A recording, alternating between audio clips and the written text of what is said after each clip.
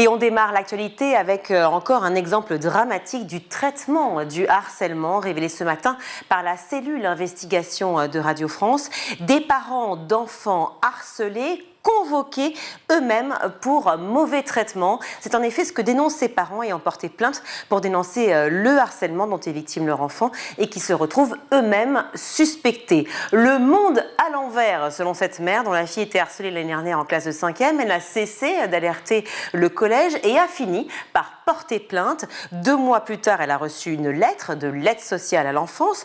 On l'écoute au micro de Laetitia Cherel pour la cellule investigation de Radio France. Nous étions convoqués à telle date, à telle heure, que nous, sans les enfants, suite à un signalement de situation préoccupante pour notre enfant. Donc on tombe de 10 étages, il n'est absolument pas noté de qui ça vient. Et ce signalement vient du collège lui-même. Elle et son mari se rendent au bureau des assistantes sociales qui se rendent également chez eux. Se sont déplacés à notre domicile pour pouvoir rencontrer chacun de nos enfants individuellement dans leur chambre. Après 1 heure de visite à notre domicile, elles nous ont rassurés en nous disant qu'elles allaient demander un classement sans suite auprès du parquet. L'enquête relate plusieurs témoignages similaires, malheureusement partout en France. Alors contacté, le cabinet du ministre dit être au courant et désapprouve bien sûr cette pratique. Il n'incite pas les chefs d'établissement à le faire, dixit. Des révélations qui arrivent quelques mois après ce fameux courrier de la honte du rectorat de Versailles, où je le rappelle, un courrier menaçant envoyé aux parents du jeune Nicolas qui dénonçaient eux-mêmes le harcèlement dont était victime leur fils qui s'est suicidé quelques mois plus tard à Poissy. Malheureusement, les cas se répètent, 300 appels par jour en moyenne. C'est le nombre de cas de harcèlement recueillis sur la plateforme téléphonique du 30-20, mais plus pour longtemps car début 2024, tous les numéros seront concentrés sur le 30-18, donc numéro à noter, le 30-18, qui ne sera pas donc une mince affaire pour un numéro actif depuis 2012, donc plus de 20 ans, et qui croule sous les signalements. La plateforme demande donc un délai supplémentaire. Selon Muriel Cortot-Magal, directrice générale de l'association École des parents et des éducateurs d'Île-de-France, depuis l'annonce du gouvernement, notre activité n'a pas baissé à l'année. Nous recevons 90 000 sollicitations auxquelles nous ne pouvons pas toutes répondre. 21 000 sont traitées et le reste est transféré à l'académie. C'est pourquoi nous réclamons aux autorités 6 mois de plus pour faciliter la transition avec le numéro 30-18.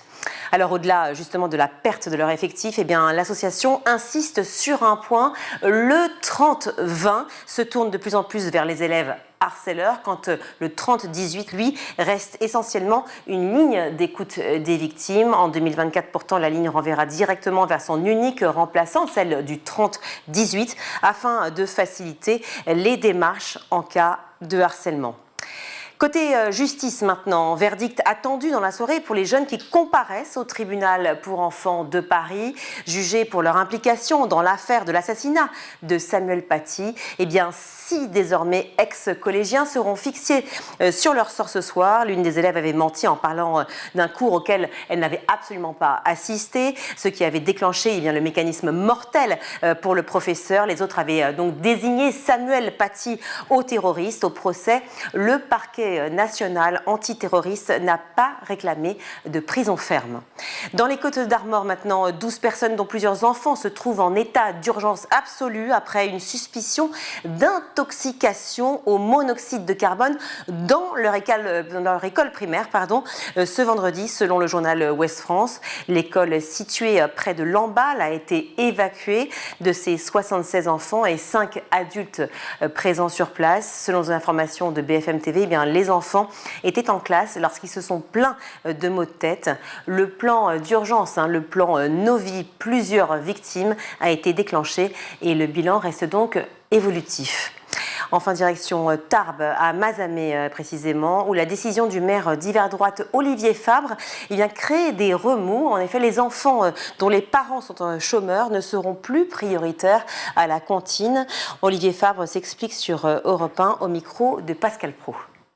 Alors d'abord, on n'a pas exclu les enfants de chômeurs de nos cantines, on a simplement modifié notre règlement pour effectivement éditer un ordre de priorité dans l'hypothèse qui a pu arriver, pas toujours et pas fréquemment, mais qui peut parfois se produire, où sur certains groupes scolaires, on a plus d'inscrits pour la cantine que de capacité en termes de places de réfectoire et de personnel d'encadrement, puisqu'il y a des normes très strictes pour pouvoir servir des repas à des enfants.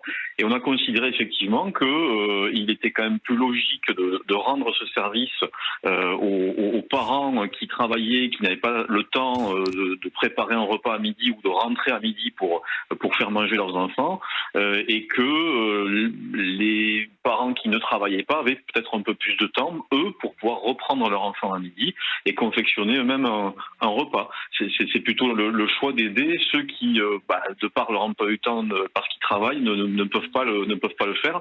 Et c'est le choix aussi parce qu'il y a aussi un autre choix qui est de dire on élargit les murs, on embauche du personnel et on accueille absolument tout le monde sans aucun critère. Là, ça veut dire qu'il faut augmenter les impôts locaux et faire supporter aux contribuables un coût encore supplémentaire, sachant que les contribuables financent déjà une grosse partie du prix du ticket de restauration. Eh bien, précisons que cette mesure a été votée en juillet 2023, mais n'a toujours pas été appliquée. Voilà pour l'actualité éducation du jour. Place au débat.